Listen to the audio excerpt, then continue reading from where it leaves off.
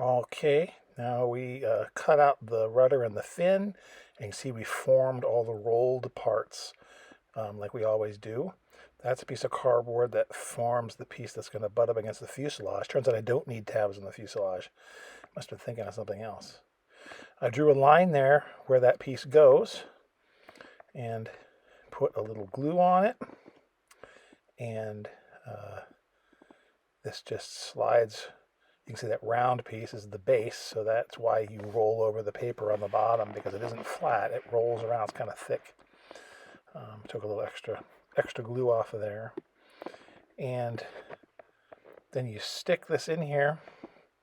I've test fit it to see where it needs to be placed so that the bottom of the rudder will roll over and sort of be halfway around that convex piece. Turns out it's right. You put the edge right up against this piece that was cut up there, a slot that's cut up there. You can see that helps you fold the rudder into the right shape, the fin into the right shape.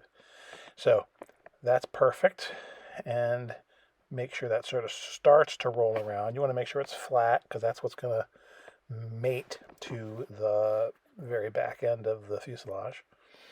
And then try the other side once it starts. And again, not putting too much glue and not a whole lot everywhere, just sort of on that spine at first seemed to help me. Made sure with test fitting that the trailing edges, linked up, came together. Don't worry, I'll come back into the camera in a second here, into the view. But all I'm doing is squeezing the edges of that spar and making sure they start to dry.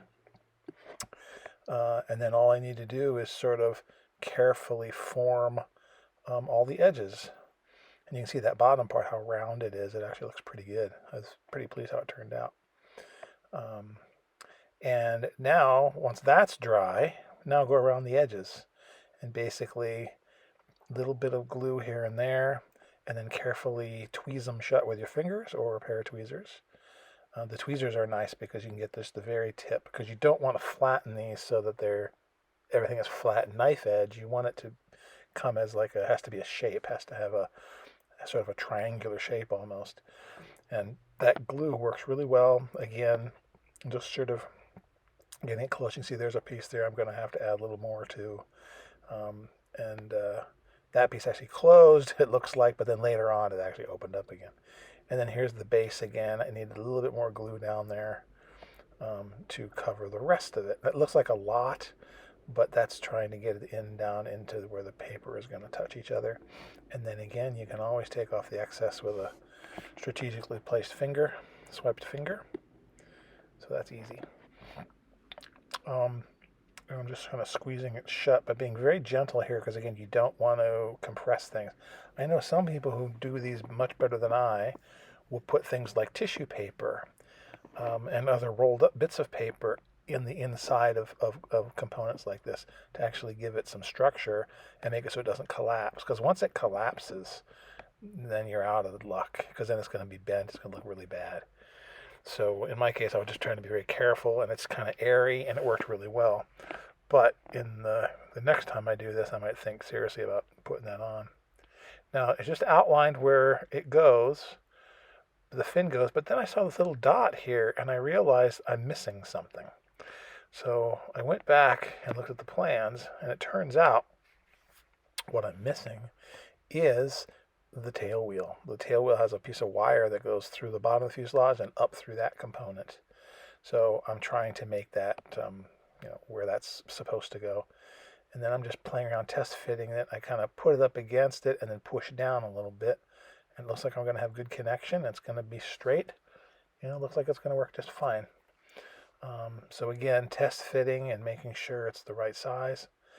So I took a small detour, put a hole in the other side on the bottom, and then that piece gets shaped. And as usual with these, they're really good about showing you patterns for the wire that you might need for these models. And in this case, there it is. So I bent the piece of wire to that shape and then kinked to the end, slid it through, and there it is.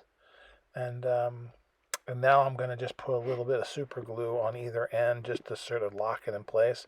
Again, it doesn't have to be super duper pooper scooper strong. It just has to be, solid enough so that it doesn't go anywhere. You don't have to go crazy. Again, if it's a flying model or something, it'd be different. But to make it look like it's supposed to look. Little shot of accelerator to stick it in place, and that is plenty strong to hold the back end of this airplane when we set it on wheels. And then the fin just fits over it, and the rudder is in the back. So put some glue on that fin piece and some glue on the rudder. So there's glue going on the rudder. And again, I don't need those. I think I saw a build of this airplane on a Polish site, and the fella had put on tabs back there. Maybe that's where I saw it, because I looked at the plans again.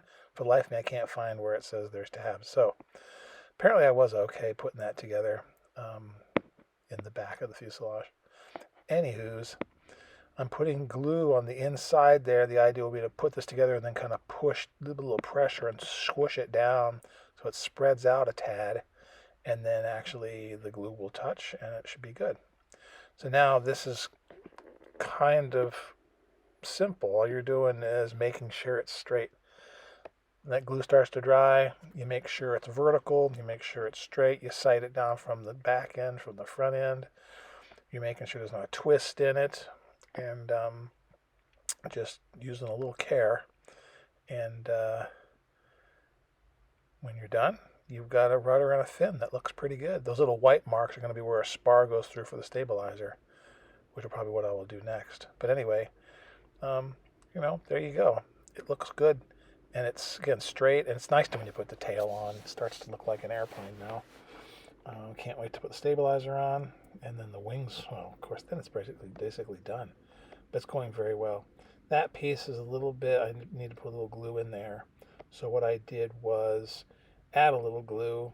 Didn't really have to, you don't really hardly notice it, but I wanted to have it stick down a bit. So I did put a little glue in there, and then I took an X-Acto blade and sort of touched the edge, and then it dried to the side. But overall, that looks like a rudder and a fin, so that's good.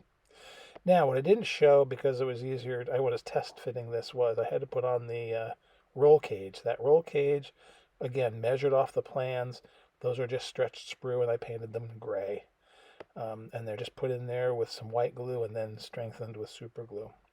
And then this is the rear canopy.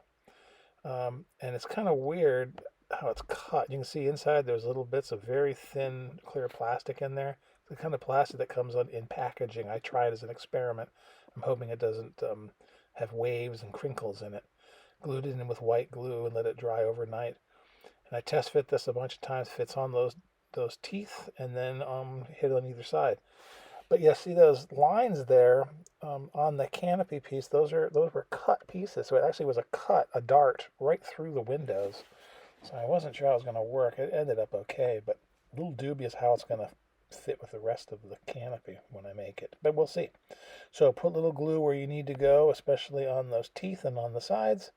There's a little mark, as usual, that lines up first. And once you get that puppy in there and get it solid, you just got to make sure it's pushed in. You see I'm kind of pushing towards the back and at an angle to make sure that everything lines up. And the seam is minimal. In the pictures, the seam actually looks bigger than it is. It actually looks pretty nice in person. But you can see I'm just kind of rolling this around, making sure it's in there. And again, I test fit it, and I know that it's even and straight, and it should should match up really well on the sides. And basically there it is.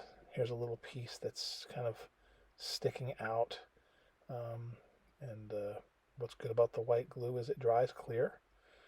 And you can smear a little bit up there, and then put a little pressure down. And I use an X-Acto blade to put a little pressure down and hold it in place, and it dried really nicely. So those things are cleared. I don't know how good they're going to look in the end. I'm leaving them as is. They were an experiment, because usually I use clear plastic, like from an old overhead projector, about that type. floppy stuff. This is actually like cellophane from. It was actually from a laser cut parts from another model. It was just clear plastic. People use cigarette clear parts from cigarette packages apparently in the old days. But we'll see how these look. It's clear. You can see in the back. Definitely looks passable, and I can't wait to keep doing some details.